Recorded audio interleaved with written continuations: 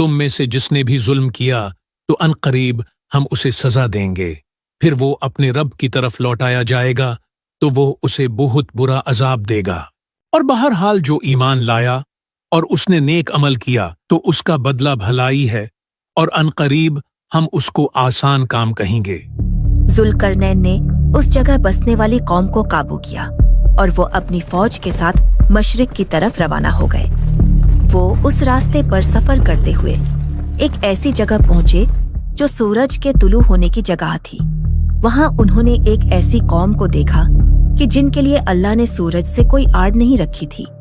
मैं तुम लोगों को खुदाए यकता पर ईमान लाने की दावत देता हूँ, वो खुदा कि जिसने तुम्हें पैदा किया। इसके बाद जुल्करनैन अपने लश्कर को साथ लिए एक और रास्ते की तरफ चल पड़े।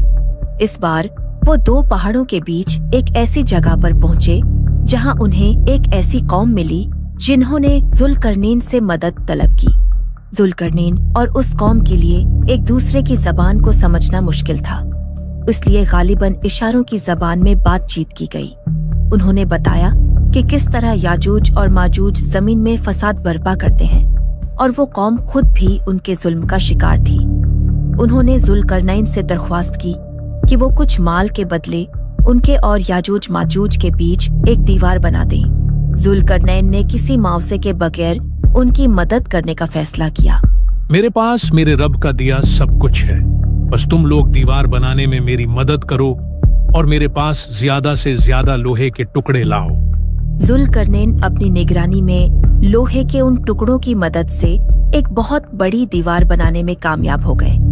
जुल्करनैन के कहने पर उस लोहे की दीवार को जलाया गया ताकि वो एकदम गर्म हो जाए, और फिर जुल्करनैन ने खुद उस गर्म लोहे पर पिघलाया हुआ तांबा उंडेला ताकि दीवार इस कदर मजबूत हो जाए कि किसी सूरत याजूज माजूज उसमें सुराख ना कर सके। ये मेरे रब की रहमत है, और फिर जब मेरे रब का वादा आएगा तो वो इसे पाश पाश कर देगा, और मेरे रब का वादा सच्चा है। याजूज और माजूज रोज उस दीवार को चाटते हैं और उसे तोड़ने की हर मुमकिन कोशिश करते हैं, लेकिन अल्लाह दीवार को भर देता है। लेकिन अब खुदा का वादा पूरा होने का वक्त करीब है कि जिसका जुल्करनैन ने बताया था। जनाबी ईसा, अभी कुछ मोमिनीन आना रहते हैं, अब हम क्या करें? उन्हें जल्दी आने का कहो, हमें जल्द अज जल्द कोहे तूर पर पहुंचना है। दीवार टूट चुकी है, अब हम आजाद हैं।